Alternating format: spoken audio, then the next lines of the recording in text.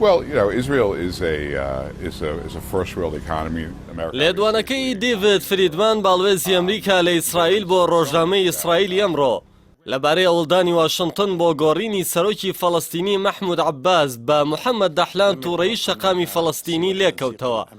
هەرچەندە ڕۆژنامەکە گۆڕانکاری بەسەر لێدوانەکە داهێنا، بەڵام باڵوێزخانەی ئەمریکا لە قودس لەو بارەیەوە هیچ هەڵوێستێکی بڵاو نەکردەوە لەبارەی ڕاستی یان نەڕاستی لێدوانەکەوە. ئەو ڕۆژنامەیە لایەنگری بنیامین ناتانیاهۆیە.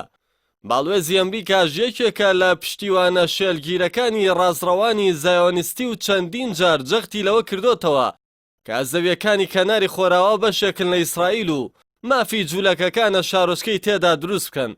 ناوبراو یەکێک بوو لە سەرسەختترین پشتیوانەکانی گواستنەوەی باڵوێزخانەی ئەمریکا لە تەل ئەبیبەوە بۆ قودس.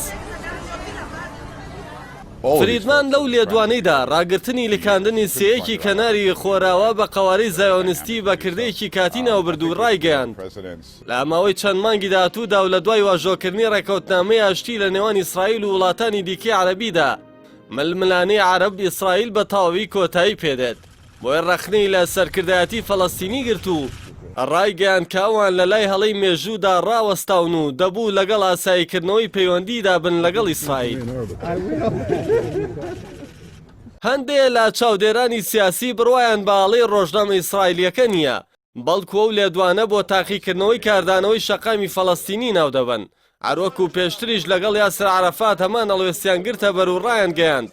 ناوبراو هاوڕێی ئاشتی نییە کاتێک کە ڕەتی کردەوە بە تاوی خۆی ڕادستی پرۆژەی زایۆنیستی بکات کە ناوبراو لە دوای ڕێکەوتنامەی ئۆسلۆ خەڵاتی ئاشتی نۆبڵی پێشکەش کرابوو. لە دوای دەرمان خواردکردنی عەرەفات و هاتنی مەحموود عەباس ماوەیەکی تر پرۆسەی بەناواشتی درێژەی کێشاو باتنی بنیامین ناتانیاهۆش ناوبراو کرایە کەسی گوماناوی و متمانە پێنەکراو.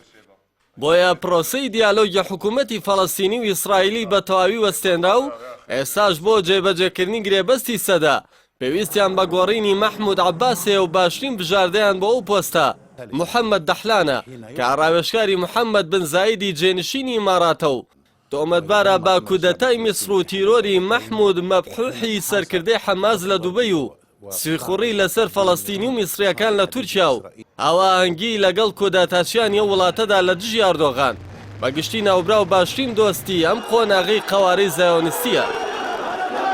كان يعني أن إسرائيل لا تستطيع أن تأخذ التنسيق. ڕۆژنامەی یەدیعۆ دەجڕۆنۆت لە لێکۆڵینەوەیەکدا ئاماژەی بەو خەونەی دەحلان کردووە کە جێگەی سەرۆکی فەڵەستینی بگرێتەوە.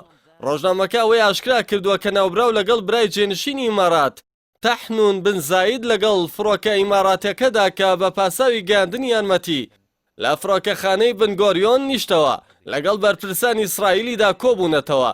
ئەوەش زیاتر ڕوونی دەکاتەوە کە ناوبراو بە دوای هەلێکدا دەگەڕێت بە یارمەتی ئیسرائیل جێگەی عەباس بگرێتەوە.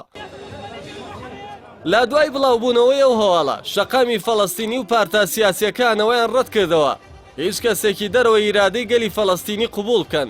جەختیشیان لەوە کردەوە واژۆکردنی ڕێکەوتنامەیەکی خیانەتکارانە ناتوانێت جێگرەوەی ئیرادە و خواستی ئەوان بێت و بەبێ چارەسەری دادپەروەرانەی کێشەی فەڵەستینی خۆرەڵاتی ناوەڕاست ئارامی و سەقامگیری بەخۆیەوە نابینێت.